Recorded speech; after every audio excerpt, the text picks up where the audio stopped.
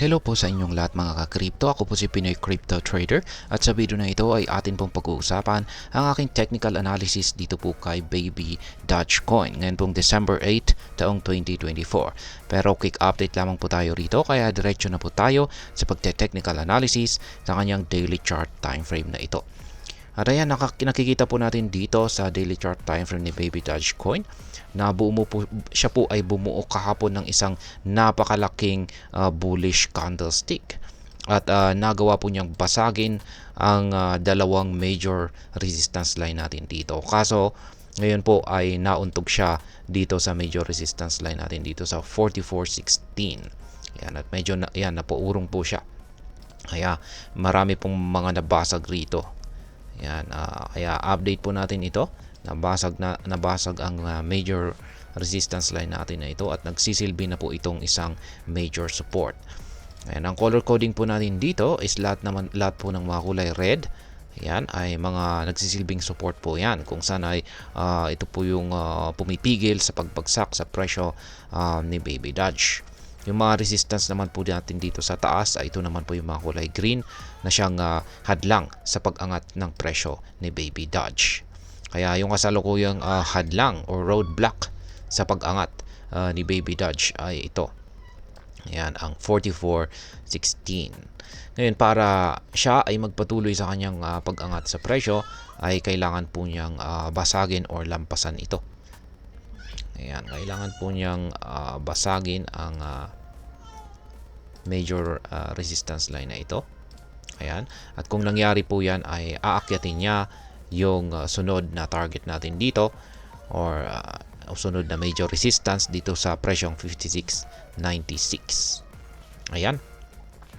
Ngayon kung pag hindi po niya kaya na basagin ito ay mauuwi po ito sa consolidation. Ayan, magko-consolidate po siya dito sa ilalim ng ating major resistance dito. Ayan, or magsa-sideways po siya rito. Ayan. Ayan, or maglalaro po ang kanyang presyo sa pagitan po ng major resistance line natin na ito at saka ibabaw ng ating major support dito sa 37.70. Ngayon ay posible po siyang babagsak at babalik po rito sa major support natin dito sa ibaba. Ayan. Kung sakaling muling babalik siya dito sa ilalim ng major support natin na 33.70. Ayan. Or kung mababasag yung major support natin na ito. Ayan. Posible po siyang bumagsak at bumalik dito sa umabot dito sa ibabaw ng sunod na major support natin dito sa 28.36.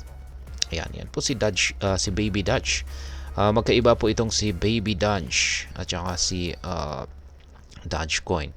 Kung i-check po natin si Dogecoin ay hindi po nag-pump itong si Dogecoin. Ayan, nananatili pa rin po siya sa kanyang consolidation dito po sa pagitan ng major resistance line natin dito na 0.46941 at saka ibabaw po ng minor support natin dito sa 0.4642. Ayan, hindi po siya nag-pump, tanging si Baby Doge ang nag-pump or umaangat ngayon ng todo.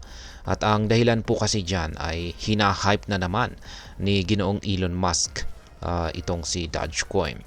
Ayan, pero sa ngayon ay itong si Baby Doge kasi meron po siyang inilabas na isang tweet, ayan, or post sa X, ayan, ang dating Twitter. At meron po siyang ipinakitang larawan. Ayan, yung kanyang larawan. Hawak niya yung kanyang anak. At ayon sa kanya ay siya daw ang Doge father. Ayan, Dogecoin father. Tapos yung anak niya ay tinawag po niyang Doge son. Kaya malamang yung anak niya ay tumutukoy ito kay Baby Dogecoin.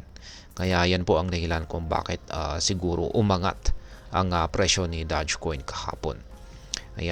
Ayan, bullish po yung ating dalawang indicators dito na nagsasabing mukhang may iaangat pa ang market price ni Dogecoin. Kaso yun nga lang at may pumipigil po sa pag-angat nito kung saan ay ang major resistance line natin dito. Kaya gaya ng aking sinabi kanina, aangat pa itong si Baby Dogecoin basta sa kondisyon na magagawa niyang lampasan or basagin yung major resistance natin dito. At yung sunod na maaari pong akyatin ni Dogecoin ay ang presyong 56.96. Ayan. Yung magandang entry natin dito ay pwede po tayong pumasok dito sa 37.70. Yan, pwede po tayong mag-buy rito. Pero mas risky po yan. Medyo mataas yung risky dito. Mas maganda ay dito sa 28.36. Yan. Pero ayan, nag-i-spot trading naman po tayo. Kaya pwede naman po tayong bumili rito. Ayan, at saka dito. Ayan. Tapos take profit ay natin or target profit natin ay syempre dito sa 44.16 at saka 56.96. Kaya ayan, kailangan po nating mag-ingat. Masasabi ko po rito ay kailangan po nating mag-ingat dito kasi mukhang makaranas po ng matinding volatility itong si Baby Dogecoin kasi yung nagkokos po ng pump na ito ay mukhang hype. Yan, isa pong hype na dulot ni Ginoong Elon Musk.